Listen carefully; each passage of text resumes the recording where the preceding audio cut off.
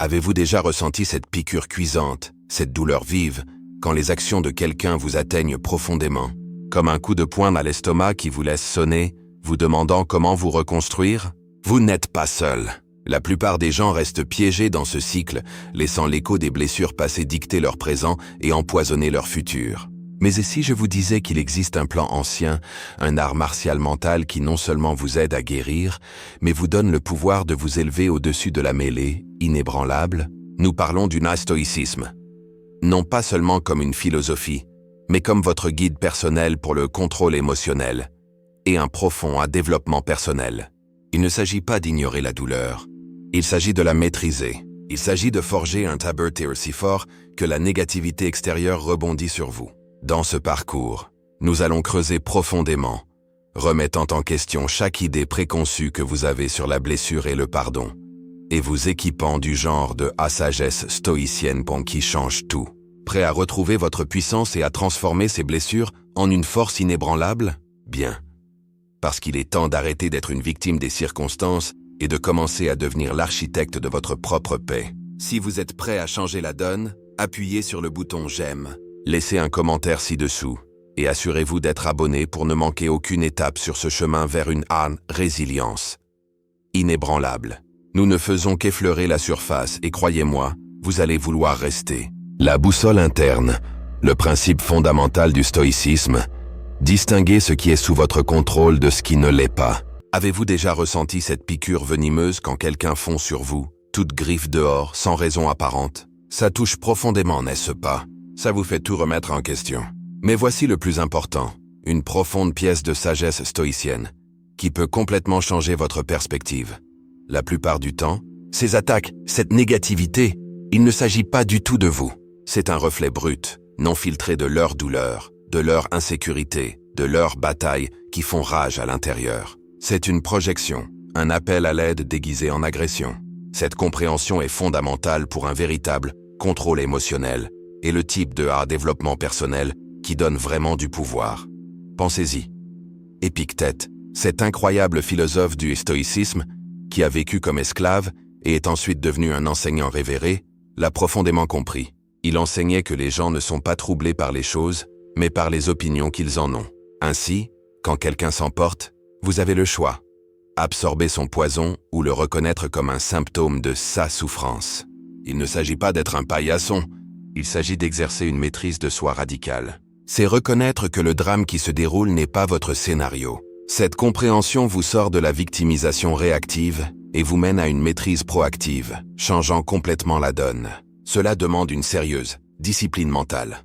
Ce n'est pas juste une belle pensée, c'est une pratique. Lorsque vous ressentez ce nœud dans l'estomac, cette envie de riposter, vous faites une pause. Vous vous rappelez, ceci ne vise pas mon moi, mais quel que soit le fantôme qu'il combatte à l'intérieur. Sénèque, dans sa sagesse, parlait souvent de pratiquer l'indifférence aux choses extérieures, non par froideur, mais par une protection féroce de votre paix intérieure. En n'intériorisant pas leur douleur, vous retrouvez votre pouvoir et vous vous réalignez avec votre véritable. But, c'est là que la ouverture brille, en choisissant la compréhension plutôt que la colère, en maintenant votre intégrité quand d'autres perdent la leur. Ce changement radical de perspective est le fondement d'une véritable résilience. Cela signifie que les tempêtes extérieures ne vous ébranlent pas. Vous restez ferme, sachant que vous pilotez votre propre navire, imperméable aux débris émotionnels que d'autres pourraient vous lancer. Marc Aurèle, l'empereur philosophe, se rappelait constamment de voir la situation dans son ensemble, de comprendre que même ceux qui nous font du tort font partie du vaste et complexe tissu de l'existence, et que leurs actions proviennent souvent de l'ignorance, et non de la malice. Il a sagement dit « La meilleure vengeance est de ne pas leur ressembler ». Lorsque vous saisissez cela, vous dépassez la simple réaction. Vous vous engagez dans une action consciente, choisissant de réagir depuis un lieu de force et de clarté, et non d'orgueil blessé. Aimez-vous ce message? Laissez un like et commentez d'où vous le regardez. Nous allons maintenant continuer avec ce message. Cela ne vous rend pas seulement plus fort, cela vous libère. Cela libère une immense quantité d'énergie mentale, autrefois dépensée en amertume, en ressentiment et en relectures incessantes d'affronts perçus. Soudain, vous êtes libre de vous concentrer sur ce qui compte vraiment, sur la construction d'une vie de sens, alignée sur vos valeurs. Cette perspicacité remodèle fondamentalement votre relation avec votre destin. Vous réalisez que, même si vous ne pouvez pas contrôler chaque événement extérieur ou le comportement de chaque personne, vous contrôlez absolument la manière dont ces choses impactent votre monde intérieur et votre cheminement. Mais si l'interprétation des attaques externes n'est qu'une couche de cette armure stoïque, que se passe-t-il lorsque le défi vient de l'intérieur? Lorsque nos propres doutes et peurs deviennent nos plus grands adversaires? Comment appliquons-nous alors ces principes pour conquérir le champ de bataille interne et forger une forteresse intérieure inébranlable? Forteresse intérieure. Vaincre ses démons personnels avec la discipline mentale stoïque. Bien. Jusqu'à présent, nous avons démystifié le jeu externe, l'art de transformer le mépris en silence stratégique. Mais qu'en est-il de la guerre qui fait rage en vous? La véritable bataille, mon ami, est contre vos propres démons intérieurs. Il ne sert à rien de vous blinder contre le monde si vos pensées vous sabotent, si l'anxiété vous paralyse, ou si le doute de soi ronge votre potentiel. C'est ici que nous construisons la forteresse intérieure, le cœur de la discipline mentale stoïque. Le stoïcisme ne promet pas l'absence d'émotion, mais la maîtrise sur celle-ci. Il s'agit d'assumer le passe-contrôle émotionnel, transformant les réactions impulsives en réponses conscientes, forgeant un esprit inébranlable contre les tempêtes intérieures que nous affrontons tous au quotidien. C'est le développement personnel même dans sa forme la plus pure. Vous vous souvenez du vieil Épictète, l'esclave devenu philosophe? Il martelait. Certaines choses sont sous notre contrôle, d'autres non. Votre liberté et votre paix résident là, dans le fait de concentrer votre énergie sur ce qui vous appartient. Pensée, choix, action. Combien d'énergie vitale avez-vous gaspillé à essayer de contrôler l'incontrôlable, le comportement d'autrui, les résultats incertains? C'est une fuite qui vous détourne de votre véritable objectif et freine votre développement personnel. Cette sagesse stoïque n'est pas de la passivité. C'est une orientation stratégique de votre énergie vers la action qui compte vraiment, la action sur soi-même. C'est une discipline mentale qui forge l'esprit comme le forgeron forge l'acier le plus résistant, le préparant à tout affrontement, forgeant votre résilience interne. Vous souvenez-vous de Marc Aurèle, l'empereur philosophe? Dans ses méditations, il n'écrivait pas pour être lu. Il se parlait à lui-même, affrontait ses peurs et ses irritations.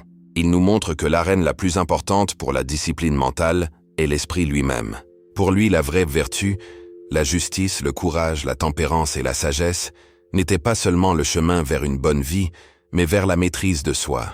Il demandait: si vous souffrez à cause de quelque chose d'extérieur, ce n'est pas la chose qui vous dérange, mais votre propre jugement à son sujet.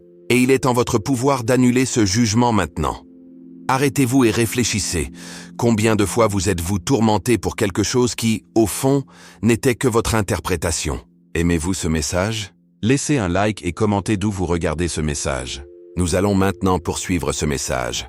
Cette introspection est la base de votre résilience et de votre maîtrise émotionnelle. Votre destin est façonné par la façon dont vous réagissez. Mais et quand la vie vous arrache le sol sous les pieds, quand des pertes inévitables vous frappent et qu'il semble que rien n'est sous votre contrôle, comment la sagesse stoïcienne nous apprend-elle non seulement à accepter, mais à trouver force et à sens dans ce que nous ne pouvons changer?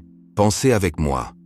Combien de fois vous êtes-vous retrouvé à bouillonner à cause de l'attitude d'autrui? Quelqu'un vous a coupé la route, un collègue a fait une blague malheureuse, un membre de votre famille a agi d'une manière que vous n'approuvez pas. La première réaction est de juger, d'étiqueter, et voilà, vous êtes déjà plongé dans une mer d'irritation ou de rancœur. Ce n'est pas seulement improductif, c'est un piège qui vous dérobe votre maîtrise émotionnelle et vous éloigne de votre sensao. La sagesse stoïcienne nous invite à un changement radical de perspective. Et si, au lieu de juger, vous exerciez une curiosité silencieuse? Et si vous vous arrêtiez et vous demandiez « Qu'est-ce qui se cache derrière cela ?» Ce n'est pas une posture de passivité, mais de pure discipline mentale. Épictète, l'ancien esclave devenu l'un des plus grands maîtres du stoïcisme, disait déjà « Ce ne sont pas les événements qui troublent les hommes, mais le jugement qu'ils portent sur les événements. Quand vous jugez, vous réagissez à votre propre jugement, non au fait lui-même. Échanger le jugement contre la curiosité est une action délibérée qui vous protège. C'est comme créer une barrière invisible qui empêche les émotions négatives d'autrui de vous contaminer, en maintenant votre paix d'esprit intacte et en renforçant votre développement personnel. vous ne justifiez pas le comportement de l'autre.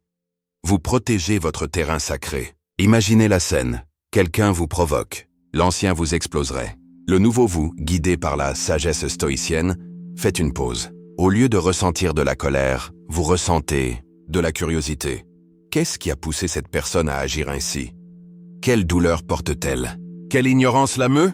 Cette pause, cet échange, est un acte de vertu, car il requiert tempérance, empathie et par-dessus tout, la sagesse de reconnaître que l'extérieur n'a pas de pouvoir sur votre intérieur, à moins que vous ne le permettiez. Cela non seulement élève votre maîtrise émotionnelle, mais aussi votre résilience, montrant que vous êtes maître de vos réactions. Aimez-vous ce message? Laissez un like et commentez d'où vous regardez ce message. Nous allons maintenant poursuivre ce message. Marc Aurèle, l'empereur philosophe, dans ses pensées, se rappelait souvent que la plupart des erreurs humaines proviennent de l'ignorance, et non de la pure malice. Il nous encourage à voir les autres avec une sorte de compassion stoïcienne, comprenant que chacun agit selon sa propre perception du bien. Quand vous choisissez la curiosité, vous vous détachez de la dispute, du drame. Vous devenez un observateur, un étudiant de la nature humaine, au lieu d'une victime des circonstances. C'est du pouvoir, c'est une action interne qui recalibre votre destin, non pas par ce que les autres font, mais par votre réponse souveraine et consciente. Cette pratique quotidienne n'est pas facile, elle exige un effort continu, mais c'est le fondement d'une vie de véritable paix et de but. La curiosité silencieuse n'est pas une invitation à la complaisance, mais à la maîtrise. C'est le chemin pour blinder votre esprit contre la toxicité du monde et concentrer votre énergie là où elle compte vraiment, sur vous et votre croissance. Mais comment pouvons-nous maintenir cette posture de curiosité et de maîtrise émotionnelle au milieu d'un tourbillon de nouvelles, d'opinions et de jugements qui nous bombardent à tout instant, essayant de saper notre discipline mentale et notre développement personnel? Nous venons de parler de l'avalanche d'informations. Mais le véritable tournant n'est pas ce qui se passe à l'extérieur, mais la façon dont vous choisissez d'interpréter.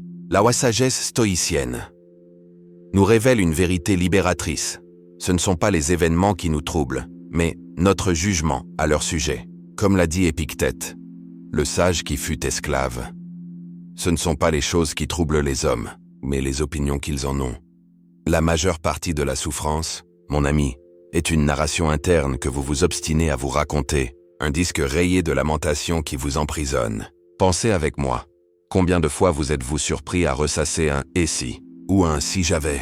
Ce sont les pièges mentaux, des cellules invisibles construites par votre propre esprit.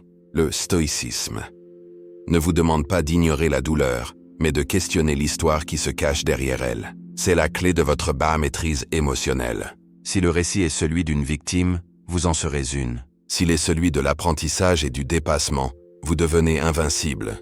C'est de la pure grande discipline mentale et son action.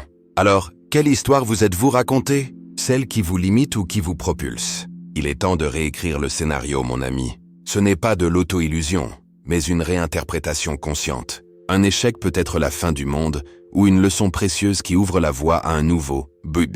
Sénèque conseillait de voir les défis non comme des punitions, mais comme des occasions d'exercer l'âme vertu et l'âme résiliencement. Les adversités sont le gymnase de l'âme, où vous fortifiez votre caractère, et les actions castes. De changer de perspective transforme votre destin.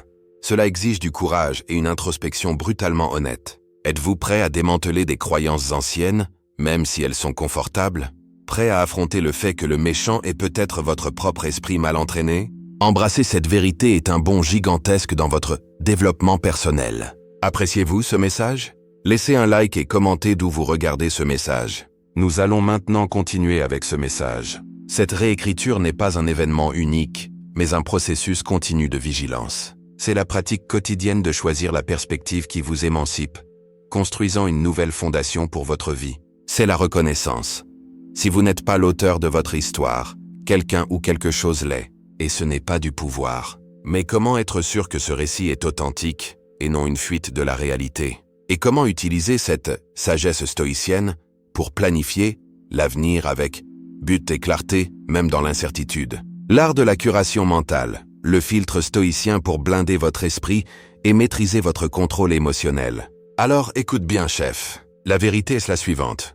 Le stoïcisme n'est pas une vieille philosophie poussiéreuse. C'est ton manuel de jeu pour dominer le jeu mental aujourd'hui. Il s'agit de rendre ton esprit invulnérable, de maîtriser le contrôle émotionnel et d'aligner chaque action avec ton véritable objectif. Cette sagesse stoïcienne te confère la discipline mentale pour forger une résilience inébranlable et vivre avec vertu, réécrivant littéralement ton destin à chaque choix. Ton développement personnel en dépend. Maintenant, réfléchis à ceci. Si la vie te lance des défis inattendus, vas-tu simplement baisser les bras ou vas-tu te ressaisir et frapper un grand coup? Quel est ton plus grand défi pour appliquer ces principes en ce moment? Laisse-le en commentaire ci-dessous. Si cela t'a parlé, clique sur le bouton j'aime, partage cette sagesse avec ton entourage et abonne-toi pour ne pas manquer la prochaine étape décisive. Et pour ta prochaine action, découvre titre de la prochaine vidéo recommandée pour plonger plus profondément dans ce voyage.